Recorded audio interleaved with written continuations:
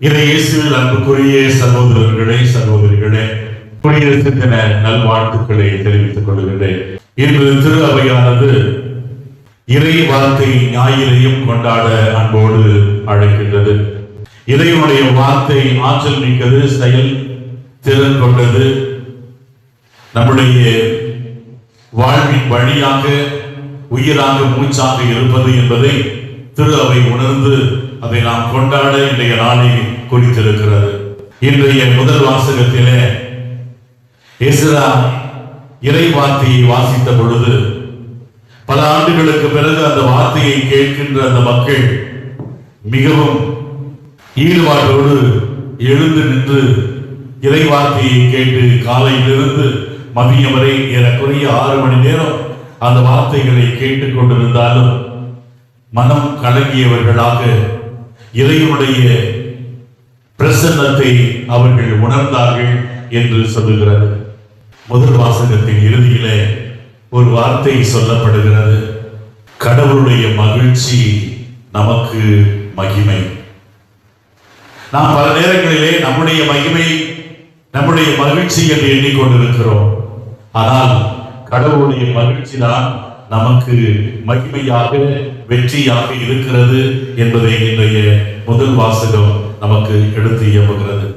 ஒரு விமான நிலையத்திலே வெளியூர் செல்வதற்காக, தன்னுடைய சொந்த ஊருக்கு செல்வதற்காக ஒரு கல்லூரி மாணவி வந்து நிற்கிறாள். அந்த குறிப்பிட்ட ஏர்லைன் அந்த விமான டிக்கெட் பெறுவதற்காக தான் கொண்டு வந்த அந்த பார்சலை, தன்னுடைய பெட்டிகளை கொடுப்பதற்காகவும் அங்கு வந்து நிற்கிறாள். வரிசையாக வந்து கொண்டிருக்கிறார்கள். அப்பொழுது இவள் 2 பெட்டி வைத்திருக்கிறாள். ஒன்று பச்சை கலர், இன்னொரு சிகப்பு கலர். அந்த புக் பண்ணுகிற அந்த கிளார்க்கை பார்த்து, என்னுடைய பச்சை கலர் பெட்டியை லண்டனுக்கு அனுப்பிடுங்க, இந்த சிவப்பு கலர் பெட்டியை ஹவாய்க்கு அனுப்பிடுங்க, நான் போறது பிரான்சுக்கு என்று அவள் சொல்ல, அந்த அலுவலக பணியாளர் சற்று கோபமாக, என்ன விளையாடுறீங்களா, நீங்க எங்க போறீங்களோ அங்கதான் உங்க பார்சலை அனுப்ப முடியும் என்று சொல்லுகிறார். ஆமா, இப்ப இப்படி சொல்றீங்க, நான் போன வருஷம் விடுமுறைக்கு வந்த போது இப்படிதான் நடந்துச்சு. நான் போக வேண்டியது பிரான்ஸ், ஆனா என்னுடைய ஒரு பார்சல் லண்டனுக்கு போச்சு, இன்னொரு பார்சல் ஹவாய்க்கு போச்சு. சாரிமா என்று அந்த பெண்மணி சொல்லிவிட்டு இவள் செல்லுகிற இடத்திற்கு அந்த பார்சலை அனுப்பி வைத்தாராம். வார்த்தை அர்த்தத்தை கொடுக்கிறது, வார்த்தை புரியலை கொடுக்க வேண்டும், வார்த்தை வாழ்வை வழங்க வேண்டும். ஆகவே இந்த 2 பேருடைய சம்பாவனை பேசுகிற நிகழ்வுகளை பார்க்கிற பொழுது வார்த்தையில் புரிந்து கொள்ளாத தன்மை இருந்ததை நாம் பார்க்க முடிகிறது. இன்றைய 2வது வாசகத்திலே பவுலடியார் இறைமகன் இயேசு கிறிஸ்து திருச்சபையினுடைய மறை உடலாக, அதனுடைய தலையாக இருக்கிறார். நாம் ஒவ்வொருவருமே திருச்சபையினுடைய உறுப்புகளாக, மறை உடலின் உறுப்புகளாக நாம் இருக்கிறோம். ஆகவே கடவுள் ஒவ்வொருவருக்கும் பல விதமான திறமைகளை, தூய ஆவியினுடைய கொடைகளை தந்திருக்கிறார். அவை ஒவ்வொன்றும் மற்றவர்களை வாழ்விக்கவும், நமக்கு வாழ்வை கொடுக்கவும், இறை பிரசன்னத்தை நம்மிலே கொண்டு வரவும் இறைவனுடைய திருவுளத்தால் ஏற்பாடு செய்யப்பட்டிருக்கிறது. ஒரு மாலை நேரம் கடற்கரையில தன்னுடைய 2 பிள்ளைகளை அழைத்துக் கொண்டு தந்தை அங்கே உலாவிக் கொண்டிருக்கிறார். அந்த பிள்ளைகள், நாங்கள் இந்த மணலிலே விளையாடுகிறோம் என்று சொல்லிவிட்டு அந்த மணலிலே விளையாடி கொண்டிருக்கிறார்கள். அந்த தந்தை பார்க்கிறார், பக்கத்திலே கொஞ்சம் தூரத்திலே ஒரு ஐஸ்கிரீம் வண்டி கொண்டு வந்து நிறுத்துகிறார்கள். ஆகவே பிள்ளைகளுக்கு ஐஸ்கிரீம் வாங்கலாம் என்று அவர் சென்று 2 பிள்ளைகளுக்கும் ஐஸ்கிரீம் வாங்கி கொண்டு வருகிற பொழுது இந்த பிள்ளைகளிடம் கூப்பிடுகிறார். ஆனால் அந்த 2 பிள்ளைகளுடைய முகம் முழுவதும் மணலாக இருக்கிறது. அவருடைய வாய், உதடு எல்லாமே மணலாக இருக்கிறது. அந்த தந்தை என்ன செய்வார்?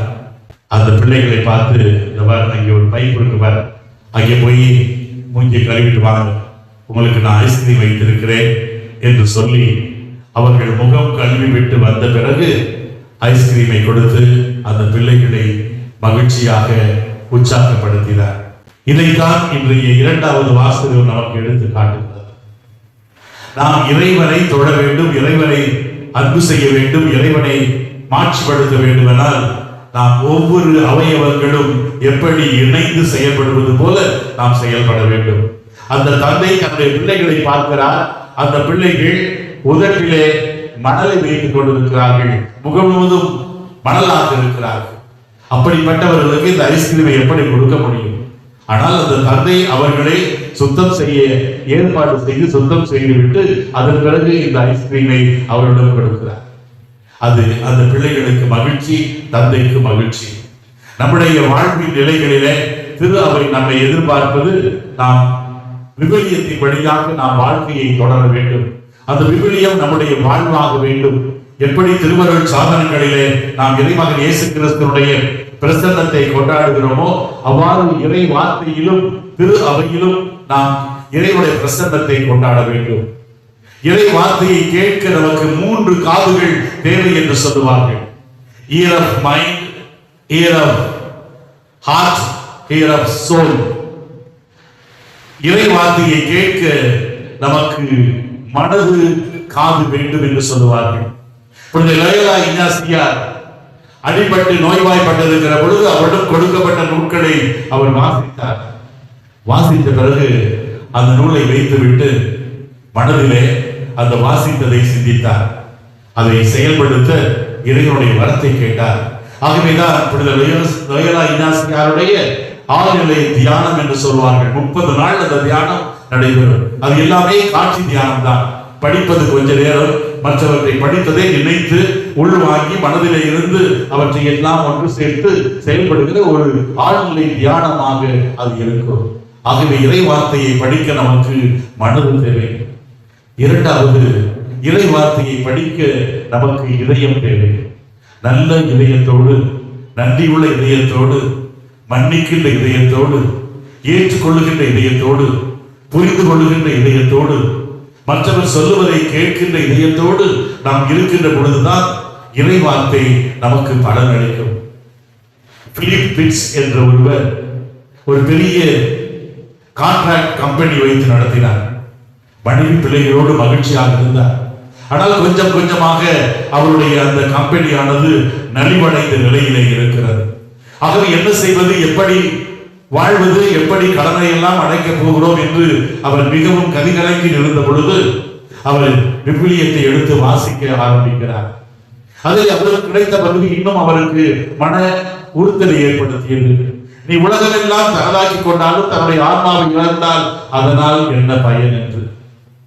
ஆகவே அவர் ஆழ்ந்து சிந்திக்க ஆரம்பிக்கிறார். தன்னுடைய மனைவியோடு கலந்து பேசுகிறார், மற்ற நண்பர்களோடு கலந்து பேசுகிறார். பேசி தான் வைத்திருந்த நிர்வகித்து வந்த அந்த பெரிய கான்ட்ராக்ட் கம்பெனியை ஏலத்துக்கு விட்டுவிட்டு அதன் வழியாக கிடைத்த பணத்தை வைத்துக் கொண்டு ஒரு உணவு விடுதியை ஏற்பாடு செய்து வாங்கி அதன் வழியாகவும் ஒரு விளையாட்டு மைதானத்தையும் வாங்கி ஹோட்டல் பக்கத்திலே அதை நிர்வாகம் செய்து மிக சிறப்பாக மகிழ்ச்சியாக வாழ்ந்தார். அவர் சொன்னது, இறை வார்த்தையை நான் இதயத்திற்குள்ளே வாங்கினேன், என்னுடைய மனைவி எனக்கு வழிகாட்டினார், துணையாக இருந்தார் என்று சொல்லுகிறார். இறைவனுடைய வார்த்தையை நாம் நம்முடைய ஆன்மாவிலே நாம் கேட்க வேண்டும். இறை வார்த்தை நம்முடைய ஆன்மாவாக, ஆன்மாவிலே இருக்கிற செயல் திறனை நமக்கு கொண்டு வர வேண்டும்.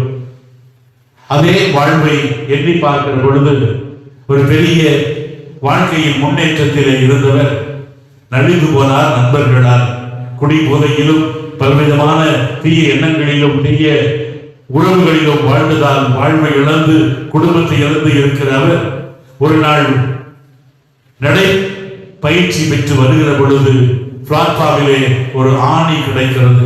அந்த ஆணி துருகுடுத்து கிடைக்கிறது. அதை எடுத்து வருகிறார், வீட்டுக்கு வருகிறார். வந்தபோது அவருடைய உள் ஆன்மா ஏதோ சொல்லுகிறது, இந்த ஆணியை பார்த்தாயா, இதை துருபிடித்து இருக்கிறது, யாருடைய கால்களையும் அது பதம் பார்த்துவிட கூடாது என்பதற்காக நீ அதை எடுத்து வந்திருக்கிறாய் என்று மனதானது அவருடைய உள் ஆன்மா சொல்ல அதை அவர் தூய்மைப்படுத்த பார்க்கிறார். அப்பொழுது அது புதிய ஒரு ஆணியாக மாறிவிடுகிறது. அப்பொழுது நினைத்து பார்க்கிறார், என்னுடைய வாழ்வு இப்படித்தானே, பழைய நிலையெல்லாம் மாறி என்னையே நான் தூய்மைப்படுத்தினால், என்னையே நான் ஒப்புரவுக்கு உள்ளாக்கினால், பாவ சங்கீர்த்தனம் செய்து கடவுளோடும் சமுதாயத்தோடும் நான் ஒப்புரவானால் நானும் இந்த ஆணையை போல நல்லவனாக மாற முடியுமே என்று அவன் மாறுகிறான்.